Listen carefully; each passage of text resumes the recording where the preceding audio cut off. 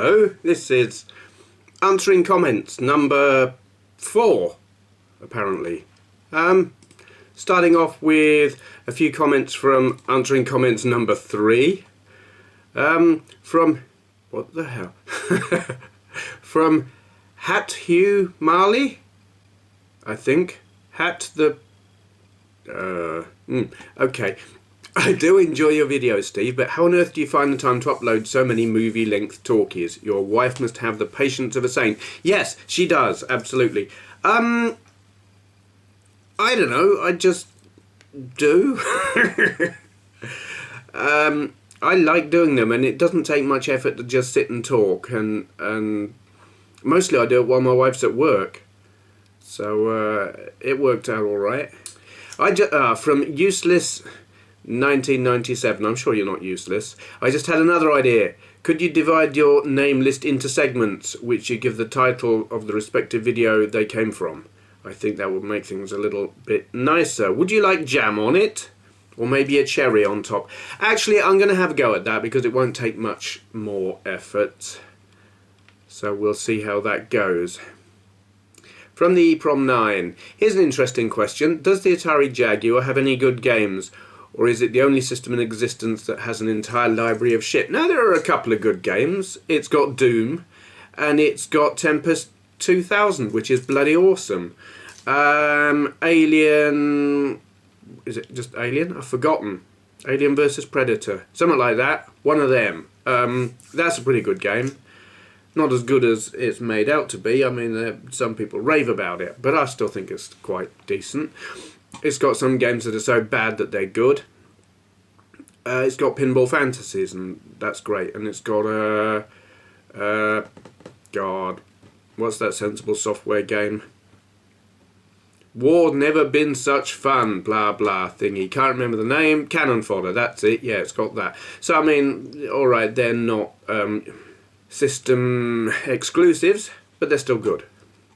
Okay, from unkeepaul. That's a cool name. What is your definition of trolling, and what gets called trolling when it isn't? Just wondered. Okay, trolling depends very much on who you ask. To my mind, there are different types. There is your classic troll, which is someone who will kind of plunge into a conversation on a forum or somewhere like YouTube and say something that is obviously controversial with the intention of starting an argument. And they will then sit back and watch all hell break loose and have a good old laugh. That's classic trolling. But what gets called trolling these days are people who just say things purely to cause offence. And they're very direct about it. Like your classic troll is kind of devious. They would say something in a manner that seemed reasonable, but was on a contentious topic. Your typical troll now just comes in and says, you're gay, or you're a twat, or you can't play for shit, or something just offensive, abusive, obnoxious, and insulting. They get called trolls now. The truth is they're just twats. But, you know, what gets called trolling when it isn't? Some people are just thick. And they say things that are inappropriate, but they're so dumb they don't realise it. They'll say things that are annoying, irritating, offensive, and it's not actually their intention to annoy or irritate. They're just so thick it doesn't cross their mind that it would upset anyone. They get called trolls, and I would say they're not. They're just not too bright. From LastoFavari, I hope I'm saying that right, probably not. Have you seen Iron Sky and or Star Wreck from Finland? I have seen Iron Sky. I love it. I think it's ridiculous in a really good way, and I like ridiculous films, and you can tell that it's not a Hollywood film or a British film. You know there's something odd and different about it when you watch it, and it's got this sense of humour that you don't get in mainstream films. So I really like it. From Carlos El Diablo 1774. What's the difference between a catchphrase and a running joke? This is in reference to things that I say a lot in my videos. Yeah, some of those actually that I refer to as catchphrases aren't, are they? They are running jokes. Like the whole, I had a girlfriend who looked like that. That is more of a running joke than a catchphrase. I just kind of included it in the catchphrases thing because it's something I say every time I do a Skyrim video, and quite often on a lot of other videos as well. So it's a recognisable thing that I say quite often, but yeah, I suppose it is a running joke. The difference? Don't know. I could probably sit and ponder it in depth, but there isn't time. From TCGamerReviews. Yo man, how did you record PS1 gameplay? I did a video a couple of weeks back that shows exactly how I do it. I just point the camera at the TV and play.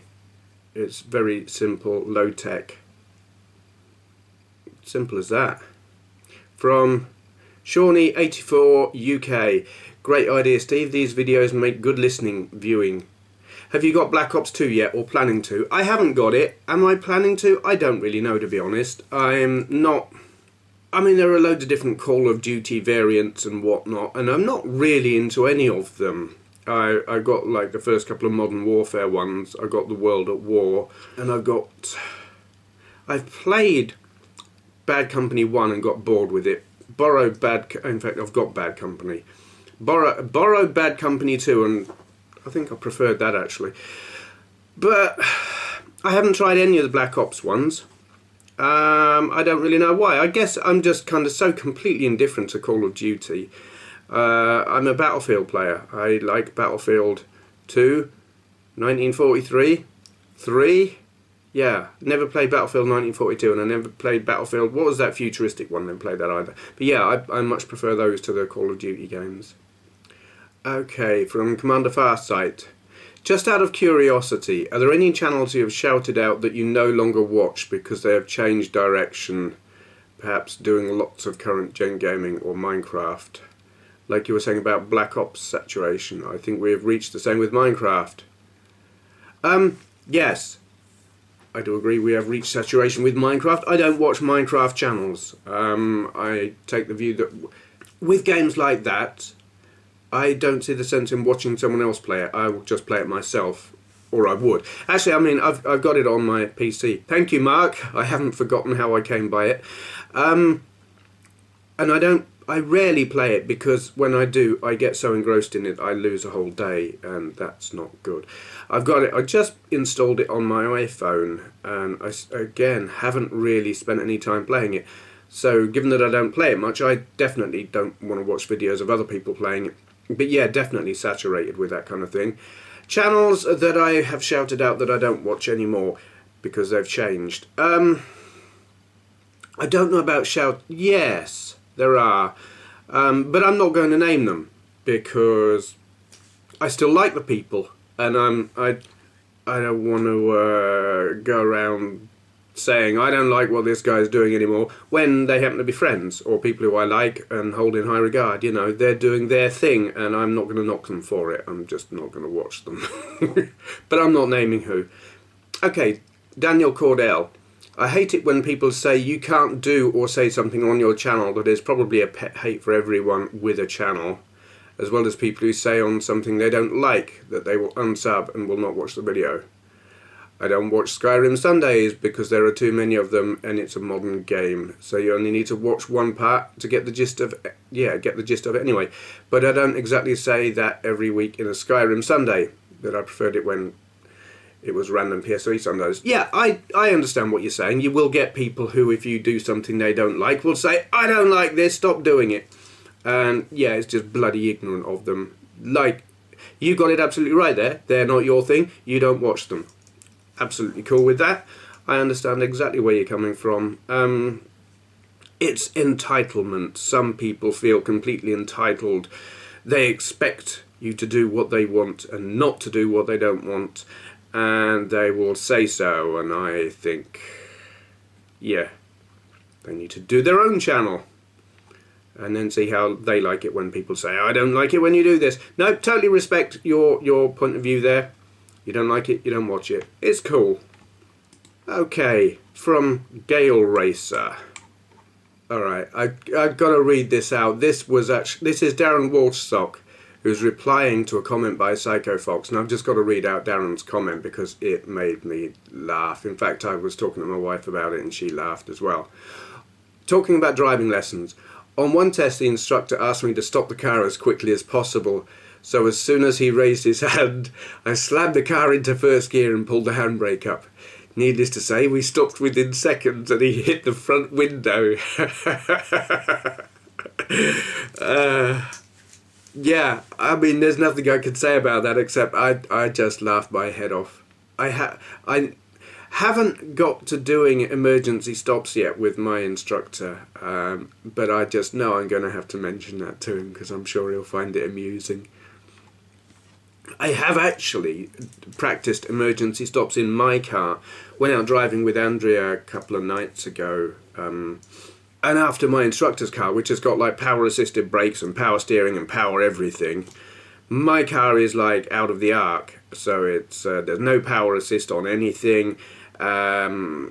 Disc brakes at the front but drum brakes at the rear, and it will slow down gently quite happily, you know, if you're pulling up for a junction or something like that. It's nice and smooth and comfortable. But if you want to stop in a hurry, oh my god. We went down some back roads. In fact, we were driving through a forest in the middle of the night, but that's neither here nor there. It was really cool. I should do a video of that next time we go there. But anyway, there's like no other traffic about, so I thought, okay, let's see how good or bad these brakes really are.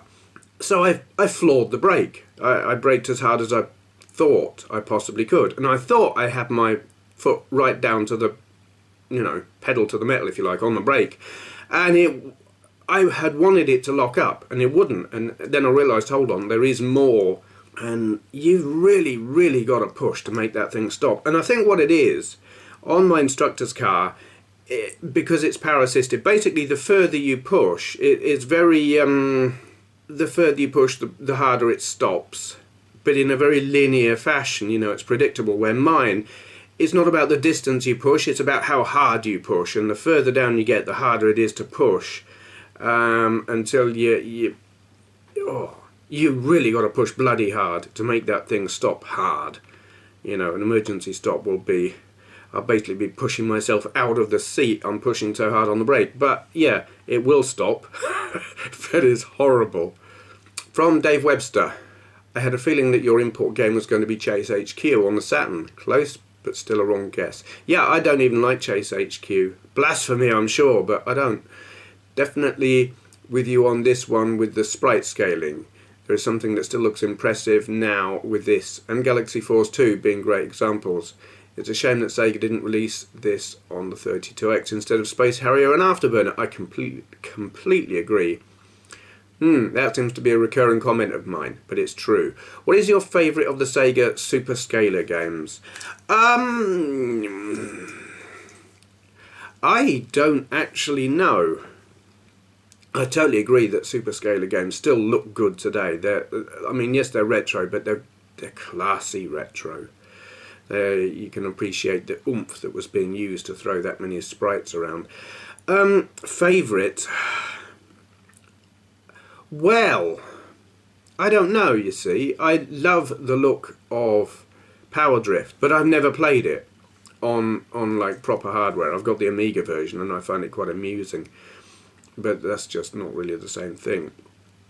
So maybe Galaxy Force 2, maybe Radmobile. Gale Racer on the Saturn is like flawed, but in the arcade it's brilliant. So I will say the best I've played is Radmobile, but I might prefer Power Drift if I ever actually got to play it. I'm gonna see if I can get it on the Saturn, and I think it's on the Dreamcast as well. Need to get hold of that sometime. From Mat Howlett. This reminds me of a cross between Power Drift, Test Drive 2 and Outrun 2019. It's pretty strange how the white lines in the road kind of rotate. That swinging Sonic thing is really annoying. I like the Sonic thing. I may be the only person who does, but there you go. Yes, the rotating lines in the road.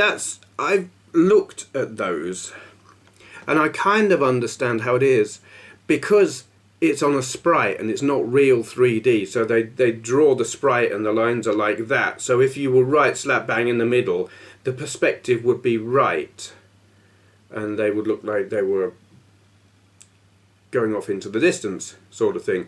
But as you move your car, the sprite moves left and right and the lines don't move correctly in terms of perspective as they would in a 3D game. So yeah, it's a weird effect. But using sprites, I don't think there's any way they could have got it technically right. From AtsumaKarin, I think I spent more time watching Sonic swaying from side to side than I did the actual racing. Well, he's just weird. He is cool though. I remember watching that when I played the arcade game, and obviously this was before Sonic was out. Sonic was out by the time the Saturn game was out, obviously, but I do remember seeing the Sonic thingy on the arcade game and not actually knowing what it was, but thinking it was cool. From the RetroArchive, looks like a decent conversion, wonder why it never got a PAL release, bargain eBay price too. This and the Power Drift conversion appear to demand high prices. Power Drift definitely commands a pretty high price. PAL release, I understand why they didn't release this as a PAL game. 3D, the whole European, Western even, gaming market was going 3D. People knew the PlayStation was on the way. They'd seen the 3DO. They'd had, well, the Jaguar kind of wasn't great at it, but you know, 3D was the future as far as Western gamers were concerned. And sprite-based stuff, the only people who were still interested in it and didn't think it was old hat were the Japanese. So we ended up with a whole load of really second-rate 3D games on the Saturn, because the Saturn really wasn't designed for 3D games. It didn't do them well. It was designed for 2D sprite-based stuff, which is why the stuff like Gale Racer and other sprite-based things were actually really bloody good, because that's what it was made to do. But yeah, the European market didn't want it. They wanted 3D. So it was the wrong console for the Western market. And I think maybe Sega were kind of insular and only looking at their own local market, which on a world market meant they got it wrong. And well, we all know how that ended. Nice video. Oh, from TheWeepingCorpse. Nice video, but please tell us who was at the door. It was the postman. I can't remember what he brought because it was like 2 weeks ago now. But that's who it was. From Retr0Rewind. Excellent video. I know what you mean about MAME and steering. It's mental. Took me ages to set up the steering wheel to work with it, but now it's done. It's one of my favourite racing games. P.S. I didn't know Workshop had banked roads. We don't. Actually, I'm trying to think. Is there anywhere where it's even slightly banked? Possibly those traffic lights near Tesco. That's a little bit banked, but you wouldn't want to go around there very rapidly. Yeah, I haven't got a steering wheel that I can hook up. Actually, I don't know if I have. I might even have one. I find MAME a pain in the ass with things like that, and I actually don't like racing with wheels on home systems, but yeah, that I imagine on MAME with a wheel, when it's set up right, would be excellent. I need to sort myself out a wheel sometime. I've got a really good PlayStation wheel for the PS2 that I bought with Gran Turismo 4, and it's got like the force feedback and everything. Though oddly I found I drove slower with it than with a pad, but it was nice having the force feedback. From KieranFilth. I like the graphics on this game. Sega arcade machines always did the 3D effect sprite scaling pretty well, and so did the Mega Drive and the Saturn. Really, the Mega Drive didn't. The Mega Drive was shite at 3D at sprite scaling. I must pick up a Saturn one day. Also, Steve, would you get the Sonic air freshener thing to hang from your mirror in your Fiat? If they made them, that is. No. I will not hang anything from my mirror. I just don't need the distraction. It's like I've got one of those. I've got furry dice. I've got fluffy dice, furry whatever, and they're hanging from. They're in the passenger side door, hanging down below window height. No, I don't put things like that in. I think they're hazardous. But no, in terms of sprite scaling, the Saturn is absolutely bloody brilliant at sprite scaling, but the Mega Drive is actually piss poor. They don't scale at all. They have different sizes of sprite of the same object, so they just swap from a smaller to a bigger sprite, and it makes a jerky mess of a lot of games. The SNES is much better. It does scale, where the Mega Drive doesn't. From Guttermouth, looks like it's really fun to play, but throughout the whole video I just couldn't help being put off by the terrible draw distance. I'm sure I wouldn't mind it so much if I was actually playing it myself though. That is about how it works out, yeah. Watching the video you can see just how piss poor the draw distance is, especially if you compare it to Arcade Radmobile. But when you're playing it you don't notice. It's all quite frantic and you're just trying hard not to smash into the stuff that's coming up in front of you, and the draw distance you don't notice. From 65 Gamer Guy, maybe the driving lessons are paying off since you made it further in the game. Just don't confuse the difference between the two. I haven't confused it yet. No, I'm very careful with that, because it would actually be quite easy to get my game head on while I'm driving, and not necessarily try and drive fast, but forget that I'm not impregnable. Yeah. From Waldon Newman, enjoyed your driving lesson story as well. So glad I don't have to go through all that again. I passed on my fourth attempt. God, I can't talk. I'm still bunged up actually. It's getting kind of hard to talk. I was a bag of nerves all the time, and at the end went to the doctor and got beta blockers just to calm me down. But been happily driving for 14 years now. Well done. Yes, congratulations. Edit that. Yeah, well done. I tell you what, I've had beta blockers. I had. This was when I had suspected heart trouble, which I in fact didn't have, and they were just being overly cautious and never should have given me them. I've forgotten what the beta blocker they gave me was called, but it oh god. Terrible, did terrible. I felt like I was dying. I think I didn't need it, but they also, I think, prescribed too much. I mean, my heart rate went down to like 40 a minute and I could barely move. Horrible things. Bisoprolol, that's what it was called, the beta blocker they put me on. Oh, never take that again. From oh god, I don't know how to say that. Geoita 90. Geoita 90, something like that. Maybe this game isn't so great, but the raining route is really immersive. I almost feel like I'm really driving in a heavy rain day. Yeah, okay, yes, it is. There is something about most racing games, if the rain is done well, it really does put you in there. And this one, I mean, though it's kind of cartoony graphics, it sucks you in. And it's impressive. You do feel like you're, well, driving through a rainstorm. And I have done that in the real world, and it scares the crap out of me. I don't like it, especially at night. From Agerasia, Steve, I thought you had a bike license. No theory if you have, and you got it before 2001. No, I don't have a bike license. I used to ride bikes, but I'd never passed my test. I was like 125s on L plates. So no, I've got to go through the whole thing, which is a shame. Actually, it's probably not a shame, it's probably a very good thing, because if I was to just go out and drive now, I would not be safe. Well, I don't know. Not good enough. From lukemorse1, fantastic choice of games here, Steve. You did really well with the driving here as well. I think those driving lessons are starting to pay off in the gaming as well. Do you know what? I mean, I drive really slow out there in the real world. It doesn't help me with my driving on driving games at all. I'm such a slow, cautious driver. My instructor said I'm for someone compared to your average learner, I am quite nervous. He said, quite a nervous driver, and I think he's wrong. I'm not a nervous driver. I'm just a cautious driver. I find it difficult to judge the speed of an oncoming car. Say I'm pulling out into a junction, I will wait until there's a bigger gap, because I just can't judge the speed of the oncoming traffic. So I sit and wait. and he thinks that means I'm nervous. I'm not. I'm just cautious, because if I don't know whether that's a big enough gap, I think it would be stupid of me to pull into it. But yeah, I'm quite slow and plodding in the real world.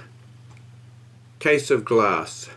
What a great looking game. It might be one of the best sprite scaling racers that I've seen. It's probably the best, maybe second best that I've seen after Power Drift. I generally find driving relaxing, but I hate driving in Los Angeles. Drivers are rude, they cut in front of you, try to race you and so on. Traffic generally is slow and it takes a while to get from A to B. I take a bus when I go to work, although that has a negative side as well. I sat in something nasty last night and I had to endure wet underwear for 30 minutes. That's not nice. It sounds like driving in LA is the same as driving in Milton Keynes. Around here in Worksop, it's fair. Well, it's not a big town. It's small and kind of a little bit on the backward side. They're not quite driving around on horse and carts, but they're actually very polite and very forgiving, and they don't get the arse when someone like me dithers. Whereas in Milton Keynes, where I used to live, it's very, very cut and thrust. You make a mistake, they will go. People are not friendly there. They're not friendly on the street. They're not friendly on the road. And that kind of sounds like LA. Very cut and thrust and not fun. I didn't used to like riding a motorbike there. I mean, I did it, but I didn't like it. From MisterThead. Great game. Takes me back to my arcade time too. What car do you drive in that game? McLaren F1. I don't know if the McLaren F1 even existed then. Well, I read something somewhere that says it's a Porsche. I have no idea what one is meant to be. I mean, it shows a picture of the car on the cover, on the box, on the sleeve, whatever, and it looks like no car I've ever seen. So, yeah, don't know. Ian Hunter says, "Hi Steve, you keep banging on about how bad you are at computer games, but compared to me, you are Tron. You know, I watched that Tron thingamajig, what's it, the new film recently. It's quite good. I think you need to see a complete noob at work, brackets, me, before you continue to be so self-critical. Regards, Ian." Yeah. At some games I am appalling, at some I'm alright. Generally I can pick up a driving game and do okay. But at some games it's like, it is just that I pick the game up. There's the thing, I mean, I've said it loads of times, but I'll say it again. I'm not a bad gamer. I am, at worst, adequate on most games. But the way I make my videos very often is just, I pick it up having never played it before, turn it on, play it, record it. The very first time I play it, I'm recording it. So no one's ever good at a game the first time they ever play it. And that's what you know, when I say I'm bad, that's what I'm talking about. But some games, like driving games, I can just pick them up and play them. So, yeah, I'm not terrible at everything. TheArmchairEmpire says, "The load periods are great for scratching one's nose. Mine always gets itchy at the worst times while playing a racing game." I know exactly what you mean. And if it's not a racing game, it's playing Battlefield 3. The number of times I've died because I've been scratching my nose or forehead or whatever. I don't know, it's just sod's law. When you get an itch is when you're about to die. Okay then, from Tour de France on the Vectrex. There are loads of references to Lance Armstrong. I'm not going to name all the people who mentioned him, but yes, the funny thing is I wanted to make references to Lance Armstrong while I was making the video, and I couldn't remember his name, so I didn't. From Kevin Twiner, "Your biking skills are legendary." Yeah. Not really. Yeah, Polaventris says, "Technically pretty impressive, hills and all. Not sure if that's a fun game to play though." No, I was doing it wrong. I've since learned someone's left a comment. There's an object I kept passing that was at the side of the road that I didn't know what it was, and it's a water bottle. And the whole reaching your arm out thing is so you can grab the water bottle so that when your energy runs down, you get one of those and regain energy. Had I known that while I was playing it, would it have been fun? Don't know, to be honest. So I would say it's flawed. It might have been better had I known what I was doing. Can't say. I'll have to give it another go sometime. From MDMax09. This looks like deleted footage of a prototype light cycle from Tron. I know exactly what you mean. I'm sure some would like this game, but I think it would get very... I think I would get very impatient with the stamina. Yeah, I got the arse with that, but I've, like I've just said, I've since learned I was missing a trick there. I don't know how accurate Gran Turismo is, since I can't afford any of those cars. Neither can I. Wish I could. But I've ridden a bike, and it seems easier than being good at this game. Yes, it absolutely is. I ride a bike, and it is a lot easier. It's also more fun. Like you said, though, it's probably incomplete. Nice video and commentary, and you're welcome for watching. Thank you. Yes. Yeah, I don't think it is incomplete. I think my knowledge of how the game worked was incomplete, which meant I was missing a trick, and maybe would have had more fun if I'd have known about it, but maybe not. I don't know. From Pure Socks 333. This looks quite appealing and impressive. I wonder how much variation there is, though, for replay value. I don't know. Probably not much, but I haven't got that far. Is there a version of Star Wars on the Vectrex? Because if there isn't, there should be. I believe there is a homebrew demo that doesn't go very far or have much depth or anything, but sort of looks initially a little bit like Star Wars. I haven't got it. I played it on an emulator years ago before I had a Vectrex, and I liked that they'd tried to do it, but it didn't feel right. And I doubt that they could actually do it on the Vectrex, because the memory of the thing is actually incredibly limited. So while they're able to do a fair approximation of it on some of the 8-bit computers, I mean, those had like 32, 48, 64K of memory. The Vectrex has, I think, got about 4K, maybe 8K, something like that. It doesn't have the memory to do something like that, which is a real shame. atarileaf says, is there a Vectrex version of a prequel to this where you take performance-enhancing drugs to help you win year after year after year? Yeah, I know what you're talking about. I think as soon as, just like plugging the game in, it's the name, isn't it, Tour de France? I think the whole name Tour de France now is marred by the whole Lance Armstrong thing. So yeah, there have been a lot of drug and Lance Armstrong related comments. That was probably the best comment of the bunch, and in fact, Retro Gamer Australia said in reference to that, probably my favourite comment of all time. God, how do you pronounce that? Kistanth75 says, what do you ride, Ben? This looks fun. Why are you calling me Ben? I know Benway is my screen surname, but my name's Steve. People used to call me Ben on IRC because I just used the nickname Benway. And I could understand them calling me Ben on there because they think Ben Way. And in fact, I have received junk email and all kinds of dodgy emails, actually. People thinking I'm that undercover millionaire guy, secret millionaire, Ben Way. And I get loads of junk emails saying, please give us money, we need it, we're poor, blah, blah, blah. And I'm sitting there thinking, yeah, but I'm more poor than you. But no, my name's Steve. What do I ride? I've got a mountain bike, 18 gears. It's some Halfords thing. It's all right. I haven't ridden it in some time. Mainly, I mean, I used to ride mountain bike, well, I cycled in Milton Keynes all the time because they had really good cycle paths. But around here, cycling is rubbish. There are hills. Milton Keynes was largely fairly flat. It was good for cycling there. Here, rubbish. No cycle paths worth cycling on. The ones that are there, the car drivers drive on them as well because they're just like a little piece of road that's designated as a cycle path with a dotted line. Well, they're dangerous.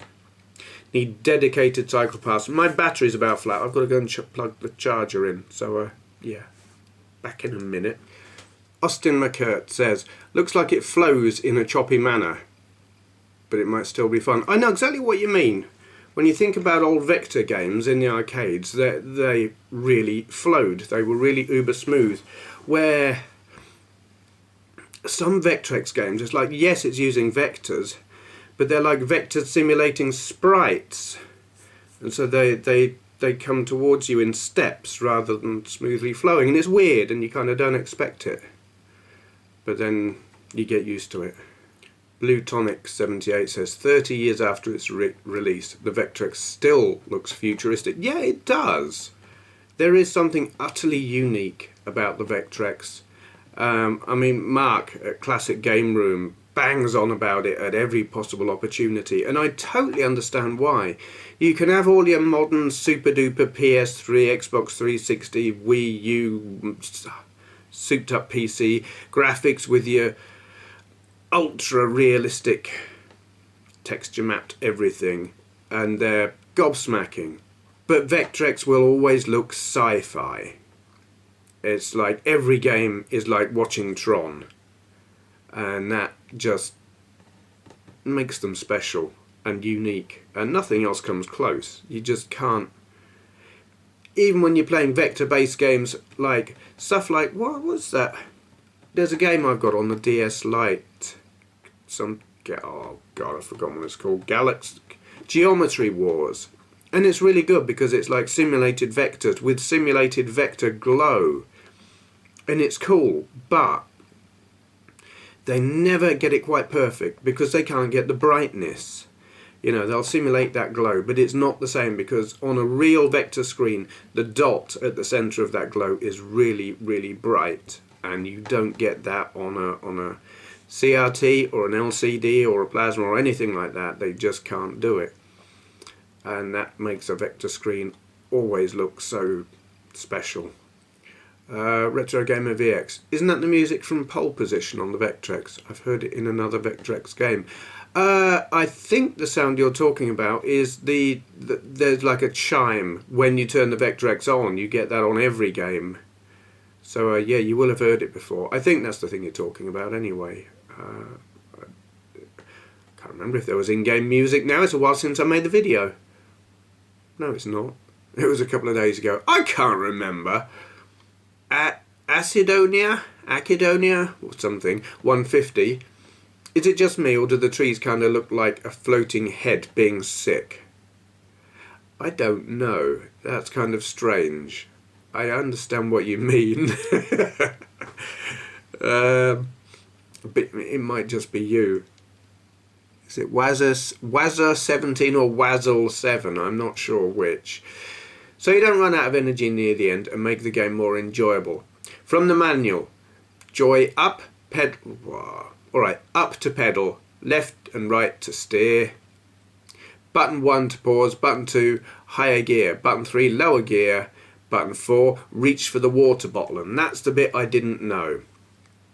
Your gear indicator is the bottom center of the screen. Your energy is indicated by a line at the top left corner of the screen.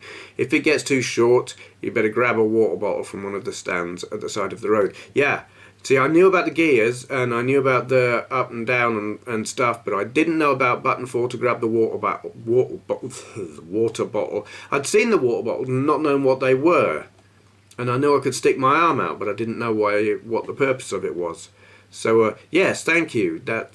I will have a go at that next time I play, because it probably would be a lot of fun if I didn't just fizzle out really quickly. I don't know how easy the water bottles will be to grab, but I will try that. Sword... Why do you people have such hard names to pronounce? Swordghoti? Swordghoti? Swordghoti? I don't know. How much for a decent condition Vectrex, roughly speaking, and are they good in terms of reliability? In terms of sheer product presentation and impact, this is about as good as it gets. My inner child wants me to get one. He can sit on a naughty step though, because I'm skint. Okay, how much do they cost? Variable. I remember hearing on the news once upon a time that a boxed immaculate Vectrex sold for 300 quid, and that was about 10 years ago. Actually, it may have been longer ago than that. At the moment, the cheapest I saw an unboxed but working Vectrex sell for was £80. And that, I think, was an absolute bargain. I think for a working one with a joypad that works, £100 to £150 would not be unrealistic, but you could expect on occasion for it to go 200. It depends entirely on how many people want one at a given time. You know, you can get bidding wars going on and things will go for silly money. But I think between 100 and 150, there will always be people who say, oh, I paid less than that. Well, good for you. But I think that's not an unrealistic price. Reliability, I don't know. You do see a lot of them where the tube is gone. You know, that I've seen them advertised on eBay where when you turn it on, it hums and everything, but all you get is a white dot in the middle of the screen.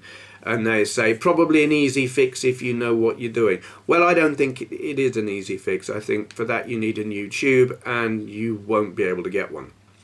So if it's not described as fully functioning, don't go there. Joypads, joysticks, they fail. They're a little... Are they fragile? I don't know. They're open to being abused. There's the thing. I had to repair mine.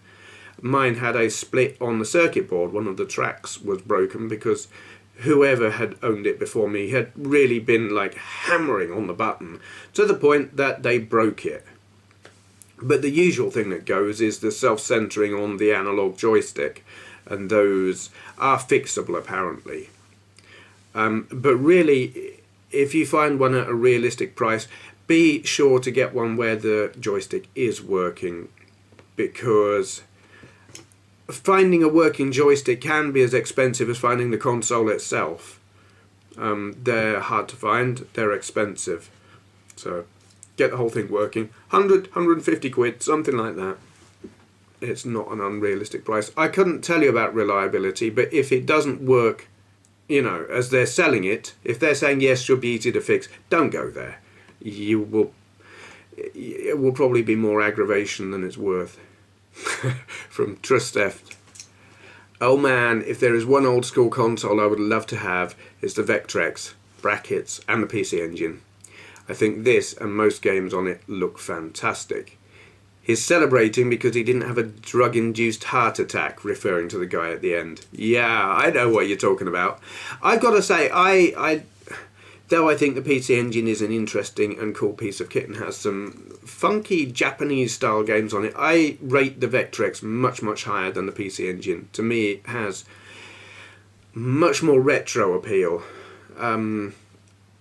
I suppose it's because the PC Engine, when it was around, I was an adult by then, and so it's kind of, it doesn't hold the same kind of nostalgia. Where the Vectrex, I was a kid and it was special, and it's still special. But things like that are entirely personal, so I can totally relate to how you would be into both of those. But it is a bloody brilliant console. Okay, Patriots on the Vectrex. Lactobacillusprime, Mark Verheer. Those of you who aren't aware, if you were subscribed to Mark Verheer, he has moved his gaming-related stuff to a new channel called Lactobacillusprime. Go subscribe to his new channel. He got like 1,000 and something on Mark Verheer channel, and all those people should resubscribe to him on his new channel because that's where he's doing his gaming now. There, thought I'd just fit that in there. Anyway, he says, Vector monitors only come across well in person. I totally agree with you. They never really come across well in videos and or on emulators.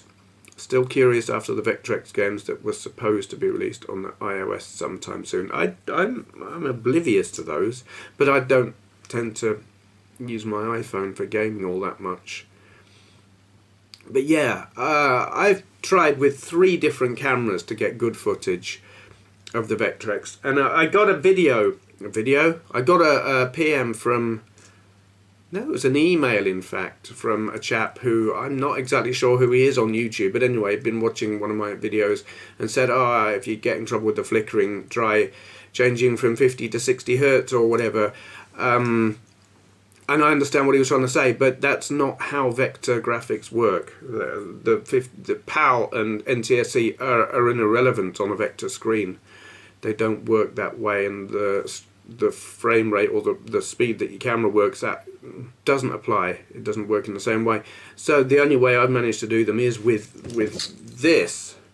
I can record them with this and avoid all the flicker, because that's got a fairly slow refresh rate on the camera, which can cause blurring in real world situations.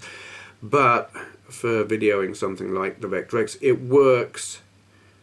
It avoids the flicker, but then you get all that glow because it doesn't focus especially well, and it never managed to get it right. The camera I'm using here just can't do it. It's just major flicker fest. My old Panasonic, the FZ50, that I've recorded stuff with that a few times, and it's sort of alright, but it kind of got weird effects going on with that when I used that one. It was like it was ghosting. It was doing weird shit. So yeah, certainly on none of my videos will you ever see the Vectrex games in all their glory. Just a shame. Nexus Enix says, still waiting for Fallout 3 to be ported to the Vectrex. Yes, that would be good. Lactobacillusprime again says, the typical Vectrex hum comes across well though. Yeah, initially when I first got this Vectrex, I didn't know about the hum. I thought, oh crap, my Vectrex is broken. This thing's going to blow up sometime soon. I thought there was an electrical fault or something. And it was only then that I looked it up and found they all do that. I was kind of relieved because I did think it might be broken. Longrodvonhugendon. Yes, that name. Imagine what they could do with a new version of the Vectrex with today's technology. Yeah. They wouldn't even need today's technology. I mean, if they're going to have vector graphics, they don't need all that processing power, because you wouldn't then be having all the texture mapping and stuff like that. Just a decent CPU. Yes, you could do cool stuff. Well, I mean, there's only one in the game they need to do, and that's Atari Star Wars. So just a 16-bit CPU would be fine, and a bit more memory. Maboroshi 1986 says, headlines in the morning, hundreds of thousands dead, none injured. Yeah. Also, I remember Missile Command having larger blast radii coming from the missiles. Well, the versions I've played anyway. In this, they just look too small, almost useless. Also about the Vectrex buzzing. For you, is it something you get used to, and if anything, is one of those idiosyncrasies that just adds to the system's character? Or something that is just a completely useless annoyance and you want to get rid of it right now? Okay, blast radii, yeah, yes, they are a little bit smaller, but they're not useless. You just have to be a little bit more accurate. So they're alright. It makes the gameplay slightly less fluid than proper Missile Command, but it's not a deal breaker. The buzzing, well, yeah, I initially was concerned about it, like I was just saying, replying to Mark here. I was initially concerned because I thought, oh crap, it's broken. But then I found out that no, it's just normal, and now I don't notice it. So it's not... I wouldn't say I like it as one of the Vectrex's idiosyncrasies. No, I find it mildly irritating when I just turn it on. And oddly, turning the volume up, you can get to a certain volume level where the buzz actually gets a little bit quieter, which is strange. But once the game started, I don't notice it anyway. So, yeah, brief annoyance is not a big deal. Daniel Cordell says, I'm liking this neon blue monochrome display of the Vectrex. Makes this arcade game port look mind-blowing. Alright, yeah, I know what you're talking about there. It actually isn't neon blue. There is no blue. That is created by the camera. The white balance on the camera is slightly off. It is entirely black and white, and when you're watching it in the real world without overlays, because you can put colour overlays on there, you get a nice neon glow. It just isn't blue, but it does look bloody brilliant. Saberblock, you were doing so well until everybody died.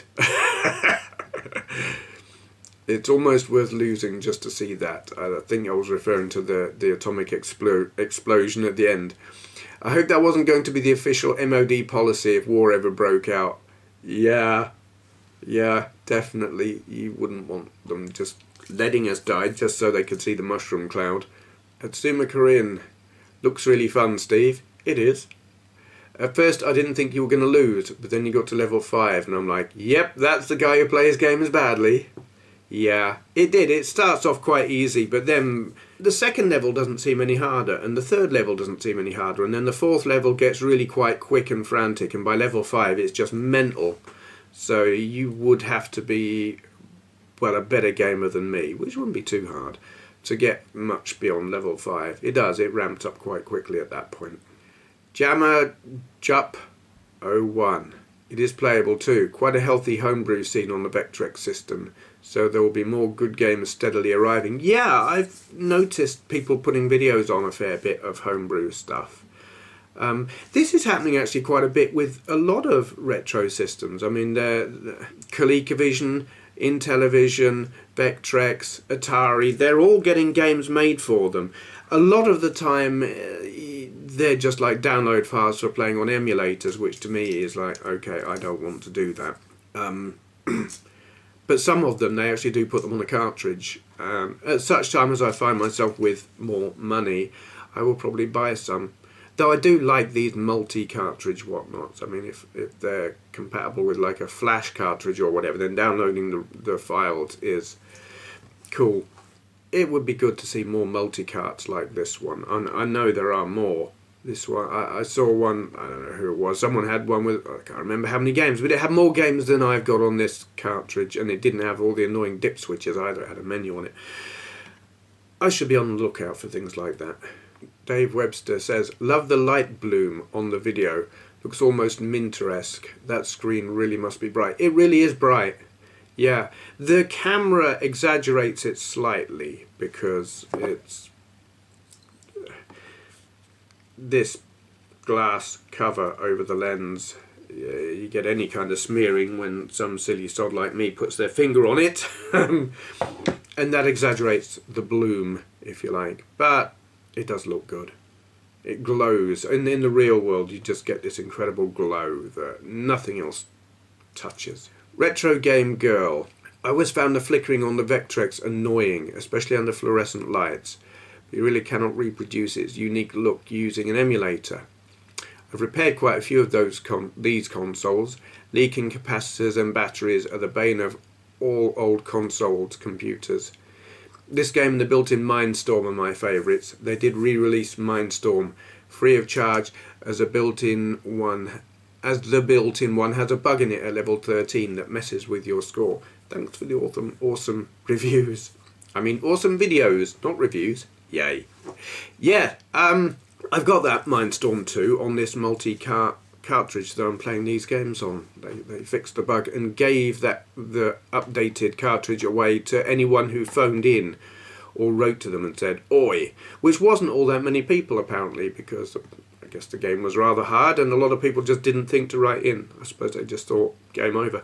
Or some, I mean, in reference to repairing stuff, I took a look at your channel and, well, your technical knowledge is impressive and far exceeds my own. There were moments I was sitting there thinking, I don't know what you're talking about, but I'm impressed that you do. Yeah, other people watching. RetroGameGirl, check her channel out. Make more videos.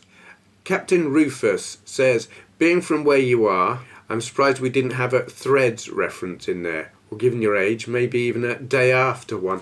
Oh my god, those two videos. I had Threads, I had it on DVD, but I was a twit and I left it and a whole load of other DVDs sitting on the windowsill in here and the light destroyed it. I didn't realise that it would do that. Yeah, I didn't think of it, I should have. Because in Threads they destroyed Sheffield in a nuclear war. And there were all these scenes of places that I recognised. I've been to those places. Though I've not lived in this neck of the woods for very long, 7 years. I had like Tinsley Bridge and those two cooling towers that aren't there anymore. And other bits of the town centre that I looked at and thought, I know that place.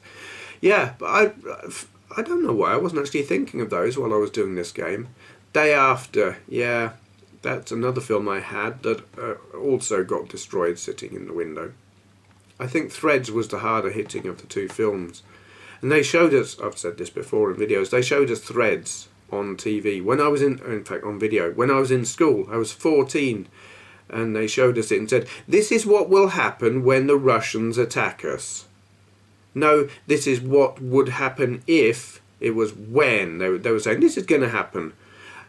I was traumatized for ages, years after that. I lived in fear right up until the Berlin Wall came down.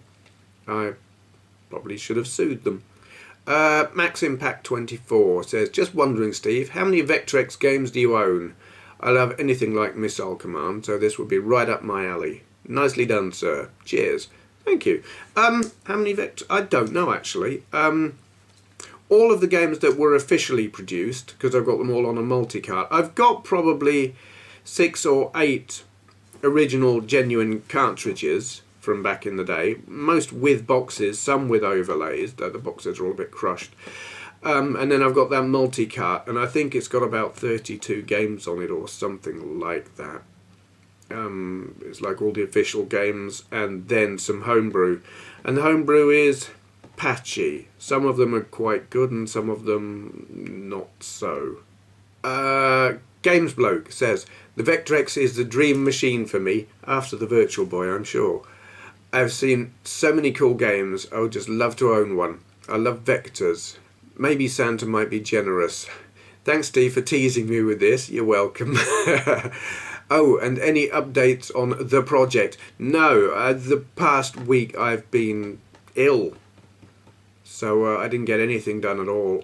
It's unfortunately taken a back seat, which is, I'm feeling quite bad about it because I did ask a friend for a favour, which they duly did, so that I could get this project done, and I've still not actually finished the work on it. I feel quite bad about that. It will get done, but I have taken a week out just because I couldn't do anything, because I couldn't really, it's like my voice is a bit bad at the moment, but last week I just couldn't get I wouldn't say I couldn't get a sound out. Anyway, yes, I'd lost my voice, so no progress. Also, I know it's not the done thing, but a smidgen more Saturn, please. Muchly. No more Saturn, sorry. Got no more Saturn games to show you at the moment. I want to buy some, but that's all got to wait until after Christmas at the very least. There are some Japanese Saturn games that are very cheap, and good ones as well, and I will pick some up after Christmas. But until then, no more Saturn games, because I've shown all the ones I've got. Wrestling Fanatic 84 says, my favourite Vectrex game was Starhawk. Clean Sweep was good as well. Yeah, I've got videos of those. They're on the Vectrex playlist. You'll see I've put up lots of videos in the past as well as the recent ones. unkeepaul, game looks awesome. Could do with a quicker crosshair. Yeah, I agree. Does the Vectrex have a Battlezone clone? Sadly not. I wish it did, but no. It's another one of those games. I do wonder if the system would have been capable, because it's got such really utterly limited memory. I don't know that it could handle the 3D particularly well. Though it's done some other 3D-ish looking games. They weren't actually working in 3D. They were kind of faking it a bit. No, that's it. That's all I've got for now. So, yes, thank you everyone for commenting. My apologies to all of those of you who commented who I didn't answer. Time is short and stuff, so yeah. And I'm still bunged up and can't quite talk right. It's kind of hard. But anyway, thank you for watching.